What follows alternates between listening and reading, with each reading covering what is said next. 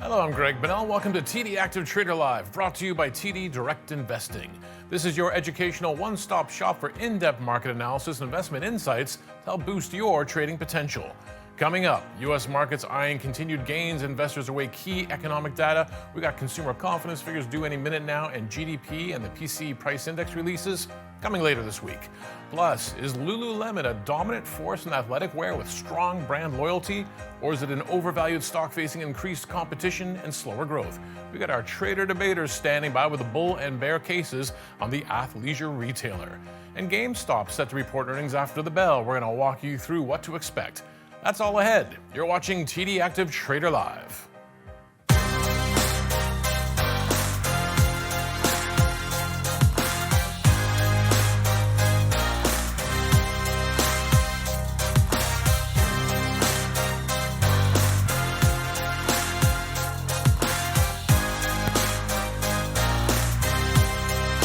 Updated on the market action. We're about a half an hour into the trading session. The S&P 500 just sort of wavering on either side of break even. It was a nice gain yesterday, obviously, in that session. A bit of a relief rally, and we'll take it if you're long the markets. And right now, we're just trying to decide. You can see that choppiness in the first 30 minutes of trade as to what direction we might be headed. Lots of stuff still on deck, as we were saying, for investors to digest. And of course, April 2nd, it's about a week and a half away, or just a little under a week and a half. That's supposed to be the next date for tariffs, reciprocal tariffs, and we're getting a lot of headlines around that as well. Let's jump into the heat map. I want to see where the push and pull is for the market right now as the S&P 500 tries to break above that break-even line. A little bit of a pullback for NVIDIA, but then you got Microsoft and Apple putting modest amounts of points on the table. A bit of a mixed board. Sort of explains why that headline number on the S&P 500 is just a bit mixed itself. I want to take you into some name specifics, including Shell, the oil major, coming out with a vow to boost shareholder returns and double down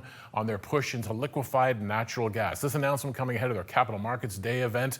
Shell's saying it's going to bolster shareholder distributions to 40 to 50% of cash flow. That's a jump up from the 30 to 40 previously communicated to shareholders.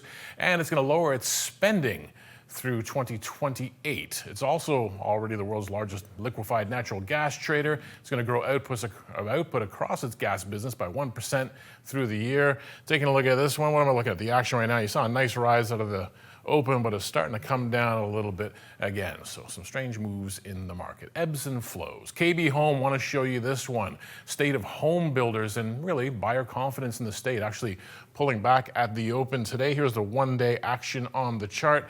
What happened there? Well, first quarter results missing the expectations of the street, also cutting their fiscal 2025 revenue outlook, simply saying they're seeing softer demand at the start of spring selling season. California wildfires played a little bit of a role here, but overall, we know consumer confidence is under pressure in the States. I don't know about you, but my house was the biggest purchase I made in my life. Usually consumer confidence can play into a narrative of home builders. Lennar telling a very similar story to KB Homes just last week. And that's your market update.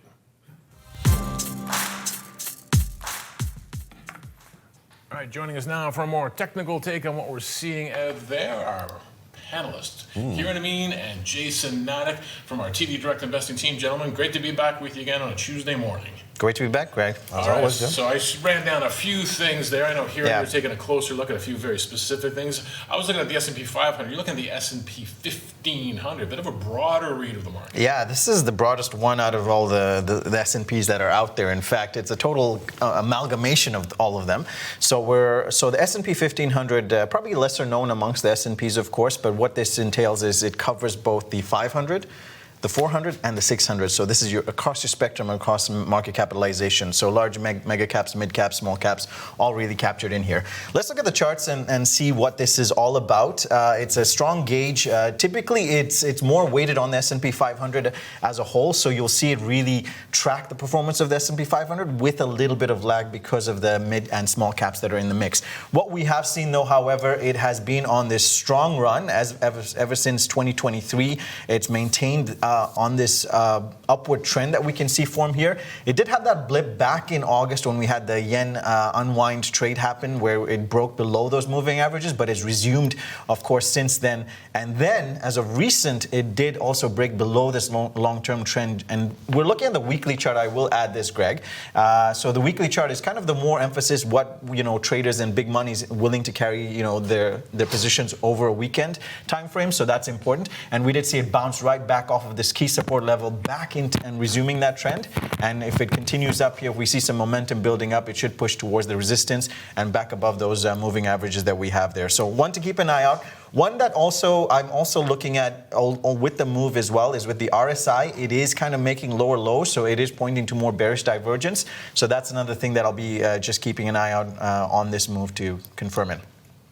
Along with that, you just mentioned, Shell, and we're looking at the energy space over here. So the next one that I have on queue is XLE. This is the Spider Select, energy sector fund that we're checking out. And again, what we're seeing over here, it's been the best performing sector year to date so far out of the sectors that we have. The other leaders were being utilities, of course, and consumer staples. Obviously, defensive positioning is what the market's all about right now. But it has been on the strong upward trend formation so far in the XLE. There is a resistance zone which is kind of walking into here. This is again the weekly chart. And you can see it's just trying to punch above that resistance zone. But the other important thing is that we saw these lower lows that were made. And I'm just going to switch over to my daily chart over here and have a look and just show our viewers what's happening on the daily chart over here. But even on the daily chart, what we're seeing is that lower highs that were being made, it's just punched through that at the moment. The MACD is also confirming that it's moved above the zero line and the signal lines crossed above the MACD lines crossed above the signal line. So there's some momentum again building where it could try pushing up towards that 97 level here on the backdrop of what we're seeing with the economic sort of uncertainty that's around there. The last one that I've got on the cards today is an ETF, another ETF again in the EV space. I know we just covered a bit of the EV space last week. We looked at BYD, which is China's biggest electric vehicle manufacturer. But this one is the ETF we're looking at is CARS, K-A-R-S. Cars with a K, all right. CARS with a K, yeah. So what's different about this ETF is it covers the entire electric vehicle ecosystem, the full value chain. So we're talking about energy storage solutions. We're talking about miners with copper and lithium, and also fuel cell, hydrogen fuel cell companies that are going to be part of this, as well as the global electric vehicle manufacturers as well. So what we have noticed is it came off a long downtrend back in July. It broke out of that long downtrend, as we can see here, really pushed up to these highs.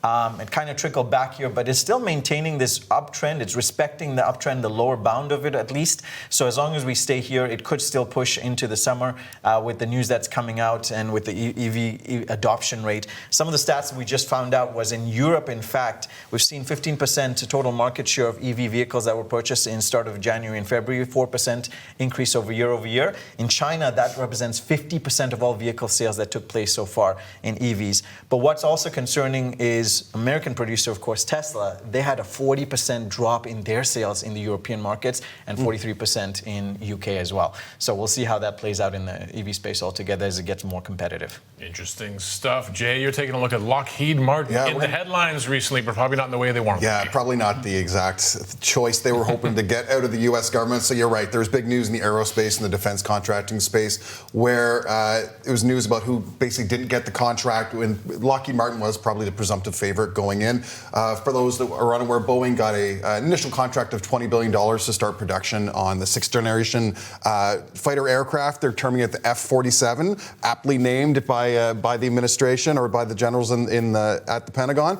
But it's leaving Lockheed Martin frozen out. Lockheed Martin has been, some of the manufacturer and producers and designers of some iconic recent fighter aircraft. We're talking F-16s, F-22s, and F-35s that are in service at now. But many analysts are pointing to production delays and big cost overruns on the most recent F-35 contract, leading it to be the largest defense contract in history, which might be causing towards this decision to go away from that producer. But let's jump into the chart here, and we say, moving to the chart, Lockheed Martin was down significantly on Friday. We're talking to the tune of about 5.8%, wiping off about $6 billion from the market value, with losses continuing on Monday, and we're looking like there's a slight red candle today. But looking at kind of the bigger picture, what happened to catch my eye was when the company gapped down off highs earlier in the year. They retraced back towards that gap, seeing if it get filled in, but that resistance point was confirmed and has now been almost precipitating the drop down to an early established 420 support level. So it's one of those things that we're keeping an eye on. We've also seen some moving average crossovers. Those are one of the first things I'm looking for in the chart. So we're getting some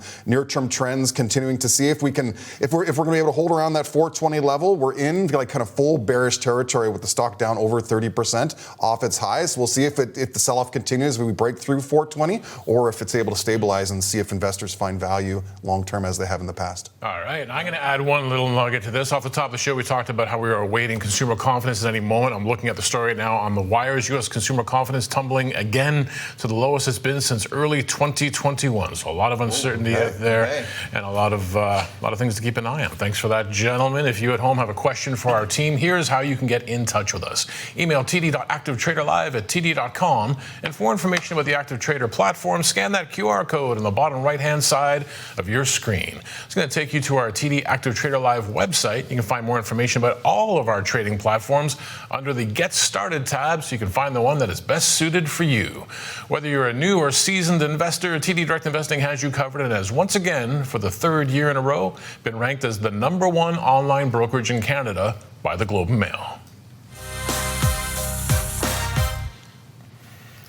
It's time now for trading debating. Let's say it properly. That's what they're paying me for, trading debating. This week in the spotlight, we got Lululemon. We're going to get to that in a moment. Just want to remind our audience before we get to that debate that the securities and strategies discussed on our show are for educational purposes only, should not be considered investment advice or buy, sell, or hold recommendations. Options trading carries high risk, may not suit all investors. Significant losses are possible, so it is important to assess your own risk tolerance. Make sure you do your own due diligence before engaging in trading. Okay, let's get back to the stock of the hour, Lululemon. What made you guys pick this one to debate here? They're the quintessential Canadian iconic brand, of course. You know, they were credited with being probably the creator of athleisure. And then on a personal note, my wife, of course, is a big fan of theirs. I thought you were going to say when you go home, you get fully decked Yeah, out. On a personal note, I can't get enough of this stuff. I haven't adopted them yet. Yeah, so I'm staying away from them. But a bit of our share of our wallet does go towards their garments. All right, your thoughts, Jay? Similar story. Canadian company made good. You know, defined a fashion kind of genre.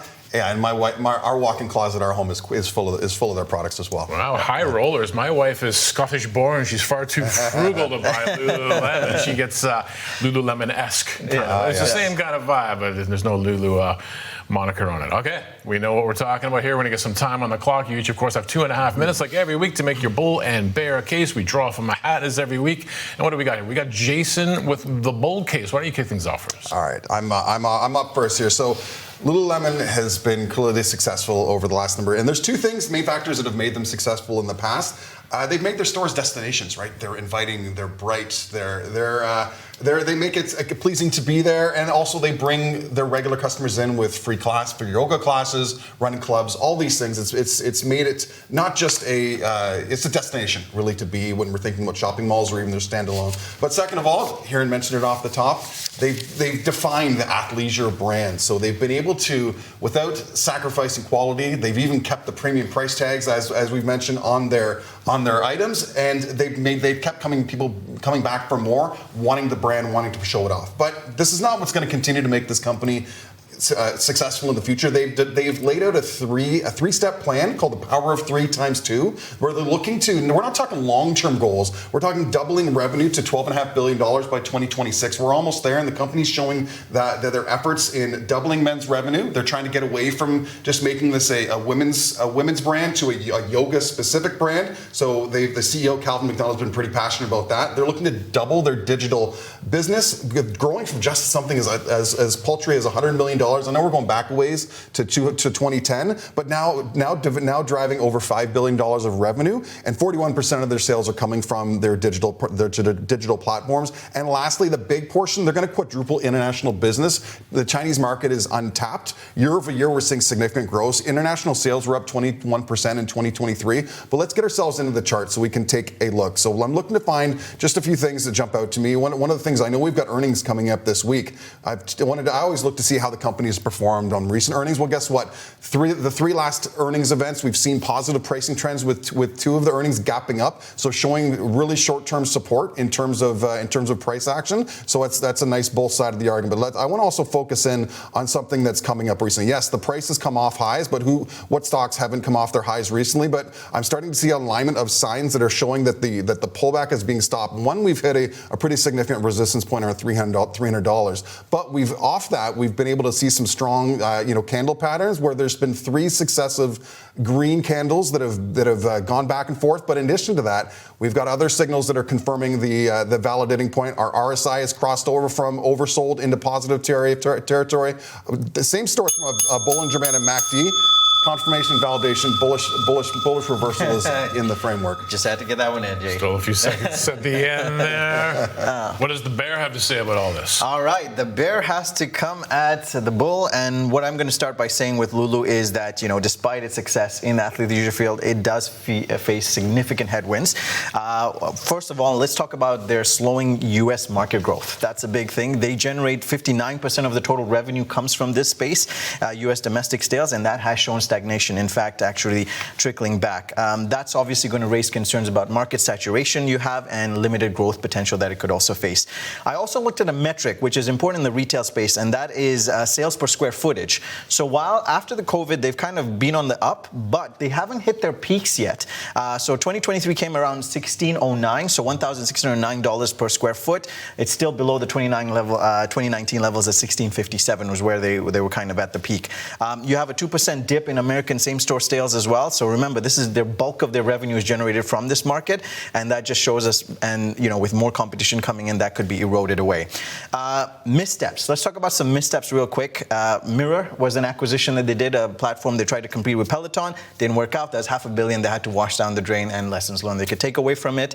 And then breeze through leggings, of course. This was the big debacle. They didn't execute on this one. So high-profile misfire. They were supposed to drive their big bottom line in 2024. They had to pull it off the product shelf lines, as customers were describing it as unflattering fit and some other cool different terms, along with complaining about the comfort as well, which is what they've been synonymous for. So that's a worrying sign as well. And then finally, increased competition. Nike, of course, Athleta, and then new players, Viore and Algo Yoga. They've, in fact, Viore and Algo Yoga have penetrated into their market share. I want to just rest that for now and go into the charts and see what's playing out with Lululemon's price action here. So this is a long-term sort of, we're looking at a daily chart. It's come off of this big long-term downtrend. It started picking up here. But what this has formed is a symmetrical triangle. Now, the way triangle patterns work is that you either want to see the break above and it could push higher, or the break lower and it could push lower. Now, we did see the break on the other side favoring the bearish side, where it did break below this pattern. It's come at the support which Jay mentioned, which is the 308, but coming with earnings, the biggest thing that's going to be their headwind is how they're going to guide and whether they still see a sales forecast going forward. They just came out of holiday season, which we know is their stronger quarter, but the next 2 quarters are going to be the ones that are going to really hold key for this, and I think they can push down to this support level based on where the technicals are holding there. Look at that. This is my tell, right? That's like, what's he stretching for? It's like, I don't want to pull a muscle. I'm banging on that bell. It's a lot of work.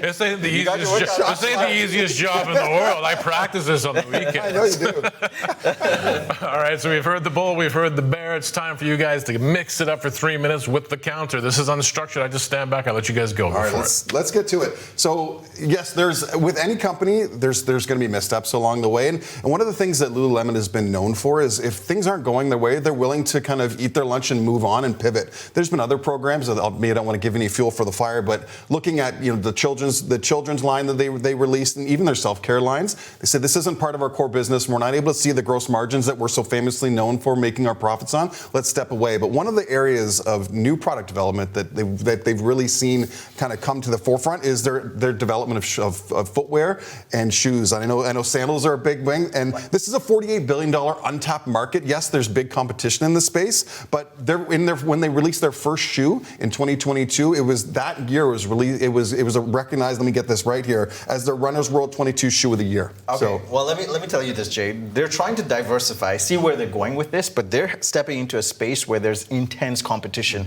and at premium prices that they're probably hoping to charge for this. You're competing with Nike. If you look at just on a valuation standpoint, even if they're going to foray into the shoe world, Nike is, valuation standpoint, trades at a lower multiple, has a bigger brand awareness across the global space, and it also had just recently partnered with Skims as well to get into this athleisure world, so to speak, right?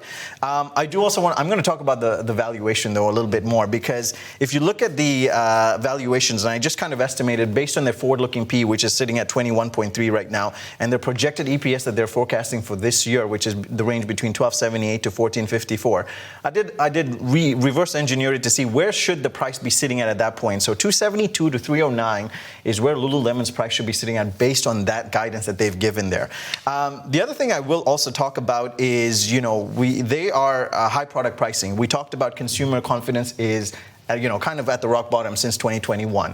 People are going to be price sensitive to these purchases, and that just means with premium pricing, you're going to see a shift in demographics who's moving those away to other competitors, Viore, Algo Yoga, Nike as well coming into the space, and so that's going to be a big thing that they're going to have to try and address. And I don't know if shoes is the answer for that. Well, it's part of the answer, but one thing that I can say here is that the company has been betting on itself with share buybacks as well. We've got $1.8 billion in outstanding buybacks that Lululemon has got outlined for the futures. That's on top of another $400 million they've already bought back. So they see confidence in their model, confidence in their brand. We even got their CEO was personally invested more than $1 million of his money to increase his ownership. So we've got executives and the boards kind of on line with this. And then speaking about those international sales, that yes, the U.S. market is vital to the success. You went to China where the competition is right. Lulu doesn't have any patents. You have to understand. It's the second biggest athleisure market. There's untapped potential where there's lots of they've increased their stores that are in from under 100 stores to 150 stores in less than 2 years. Sure. So their footprint is growing. But they're also trying to garner sales by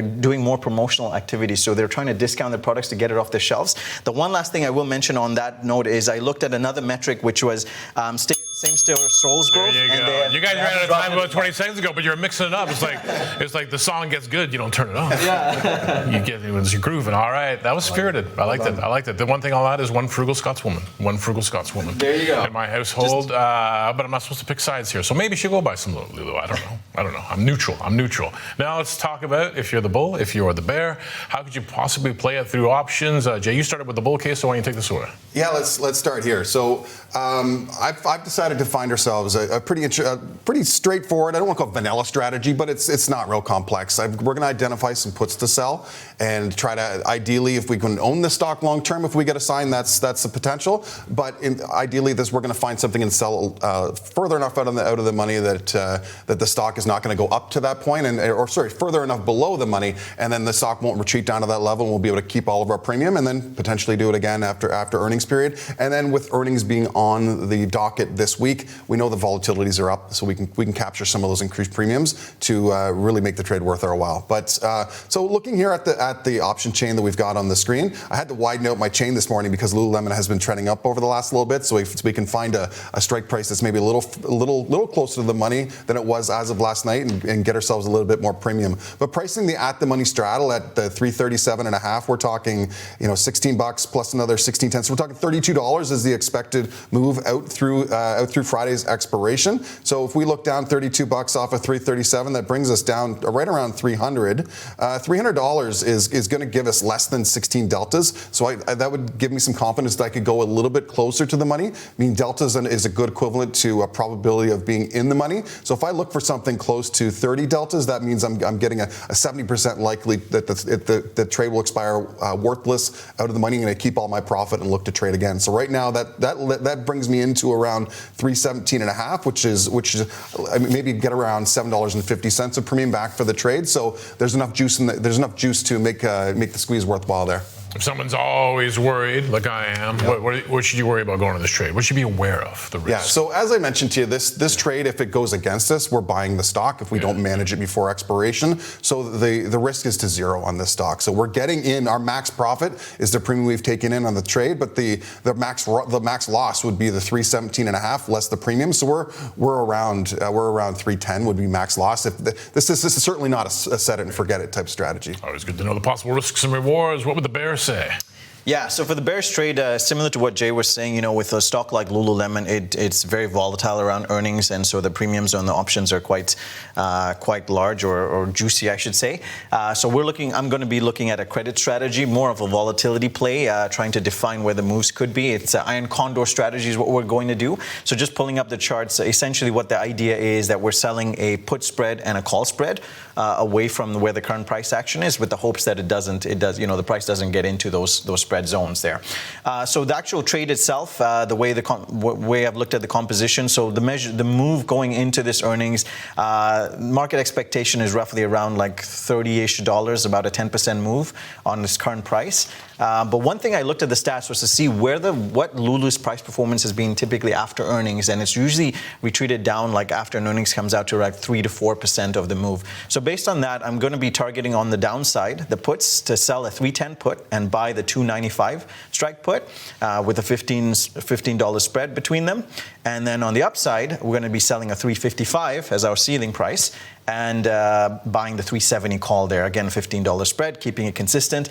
Credit we're looking for, with the price ticking up a little bit, is about $8 or so, a little bit more than that, where the midpoint is. So ideally, the max gain situation in this trade is going to be if the stock remains between my short strikes. So between 310 and 355 is the range that Lulu can move within, and then I get to keep that $8 credit there. And worst case scenario. Yeah, what if you don't get to keep the $8 credit? Yeah, what if you don't get to keep it? So it means if there's an outsized move that's going to happen on the stock, and that means it goes below my long strike, so either breaks below the 295 or crosses above the 370 on the top side, then we have the worst case scenario. Then the trade would go fully in the money at $15, and my loss would stand at $7, which is the spread minus the credit, 15 minus 8, which is $7, what I stand to lose. Always fascinating stuff. Thanks, gentlemen, for laying out the bull and the bear cases for Lululemon. Just a reminder to our viewers, the debate was for educational purposes only, does not reflect our personal opinions about the stock. Before we move on, Jason, you're going to elaborate on activation rules. Absolutely. So this is kind of I was just beginning to pull the thread even a little bit further from the conditional order discussion we had based on the audience question. This was kind of another way that I always like to think about kind of automating my trades. I'm looking to help me. How do I implement my trading strategy? How do I remove some risk from the equation? And the activation rules can be a great tool for that. So in our particular case, I've got on my chart the chart here on Lululemon. Let me get some of these studies off here just to kind of remove some of the noise. But the line that you see on the chart is the strike price that I've sold. So I want to ideally I don't in the short put strategy I don't want to be assigned. I want the stock to finish above this particular strike strike price. So I can set an order to activate my option trade if the stock price goes below a particular level. So going back to the option chain, I've got my 317.5, so I'm already short those. If I wanted to buy them back, all I need to do is go ahead and click on the asking price to get my order drawn up. I haven't actually put the trade in that's why it's still showing as buy to open. But what I want to refer to everybody on the screen here for these activation rules is the add button at the bottom of the screen. What's going to happen is you're going to get a pop-up on your screen. This allows us to add in specific conditions. We can put one conditions, we can put multiple conditions to really make this your own, but you can then put a specific rule in place so that your trade will only be sent into the market if the order is if these conditions are met. So for instance, in our particular case, we want it to stay above 317.5. We could say at or above. Actually, I'm going to go at or below, and then if we just type in 317.5, as we can see, just as easy as that. If I add that order in, now we've got this order ready to fire that we're buying back our short puts to close if at the price that I set, but only when the stock price drops below the strike price that I've sold. So I've defined my exit in a number of ways to help manage the risk and take me out if I'm not willing to buy that stock and ride it down even further. All right, another great tool on the platform. Thanks for that, guys. If there's a stock you want to see our debaters go head-to-head on, you can send us your suggestions, td.activetraderlive@td.com. And for more information about the Active Trader platform, scan the QR code on the bottom right-hand side of your screen. It's going to take you to our TD Active Trader Live website. If you scroll down, you're going to find a tab that says Join a Live Masterclass. This Wednesday at 2 p.m., the team is hosting an interactive session about TD Active Trader. It's going to explore all the main features the platform has to offer. Registration is required and is open now. The TD Ultimate Investor Contest is officially live. Canadians can enter today for a chance to win a black iPhone 16 with 128 gigabytes of storage, a check for $500, a book kit featuring 5 educational books on investing, and a 1-hour private Q&A educational session with a TD Direct Investing Education Manager. To enter, visit the TD Direct Investing Facebook page, follow TD Direct Investing, and like the TD Direct Investing contest post dated March 24, 2025. You can also gain a second entry by following TD Direct Investing on Instagram and liking the TD Direct Investing contest post dated March 24, 2025 there as well. There's a limit of 1 entry per entrant per social platform. The contest runs until April 22nd, 2025. Scan the QR code for full contest rules and details. In my humble opinion, another great show. I'm always sad to see them end. Before we leave, though, these are busy times. It's an interesting period of history to live through. Let's put it that way. What are you focusing on for the rest of the week? Yeah, some other key macro waypoints coming up this, Greg. You mentioned the consumer confidence obviously came out today. The other big ones coming out this week is going to be GDP on Thursday and then PCE on Friday, the Fed's preferred rates for gauge of inflation. So keep an eye on that. The other thing that I've also just looked up was China had just held their, what do they call it? They had a forum over the weekend, Sunday and Monday, Economic Development Forum there. And they had announced a special action plan to boost consumption. So they're really looking to inject some much needed credit into the markets to boost not only personal consumption but even just buoy up some of the real estate market and other things like that. So we'll see some more details coming out of that and what that could hold. And they're bracing for kind of boosting up domestic demand, bracing for new shocks to overseas demand is as they put it there. And we'll see what this holds for China's what's being dubbed now as the Terrific 10, who are now competing against the Mag 7. So there's China's Terrific 10, so we'll keep in. So that's companies like Baba, Tencent, BYD, JD.com, NetEase, Geely, SMIC. But coming back home, though, the stock that I'm looking at right now, just to see how it plays out for the next little while, is TJX. This is a company that we might be familiar with. So TJ Maxx, consumer, they might want to go to some of the stores, right? Yeah, TJ Maxx, Marshall, Winners, of course, here. Yeah, so we're trying to play onto that. Yeah. They have a strong, off-price retailer, probably the best name out there. They have 21,000 vendors around the globe that they contracted with, and they really come with a lot of buying power and pricing, pricing power along with it. They also generated $56 billion in net sales last year in 2024. That's nearly double their next two closest rivals, which is Ross Stores and Burlington in the United States there. So really keeping an eye on what's going to play through. They have 7,000, long-term target of stores expanding. They're just going to be expanding in the Middle East now this year and into Europe, and Spain is the new store that they're opening as well later this year. But looking at the price, they've been on this long uptrend. They've been seeing a bid. We saw this bearish flag for a pattern that had formed off of it. It's just broken off of that flag. Usually a bearish flag means it should be dropping down, but they've pierced back. They're touching this resistance zone over here. If it pushes up, they could retest those previous highs that they had reached over here and making its way. The RSI is also confirming that we came down from an oversold region and tickling back up, and it's actually making a new high over here compared to the trend that is breaking through. So we could see some push as this sort of these macro backdrop still plays out with general consumer weakness. So. Tickling back up sounds delightful. Before we leave, you're looking at arguably the poster child of the meme stock frenzy. It sure is, and it's one of those things. It's forever burned into the investing pop culture, the zeitgeist of the economy, right?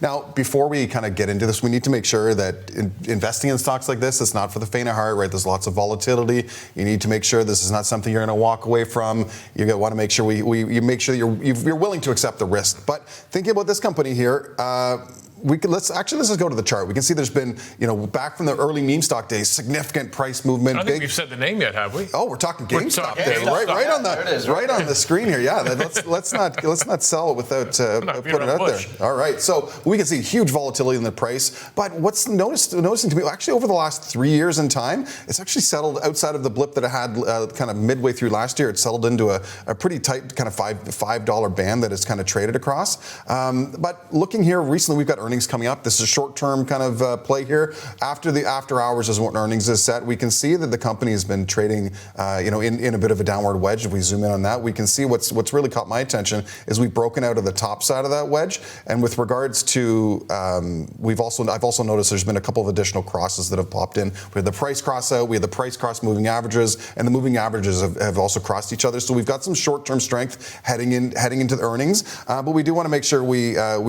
kind of level the playing field here, because earnings per share has ticked into positive territory. They're actually forecasting positive earnings per share, but the one thing you do want to keep in mind is that there's no moat with this particular company, and this is a company that's actively competing against the suppliers that are putting products into their store. So it'd be interesting to see when we have the news come out today, if there's going to be a good news story to tell. What are the same store sales looking like, and if we still see continued positive revenue coming into the company. Always know the risk. Great breakdown, gentlemen. It's a shame to say goodbye again for another week, but we'll do it again next Tuesday. Sure will. All right, that's our show for this week. As always, investors should perform their own due diligence before trading. Thanks for watching.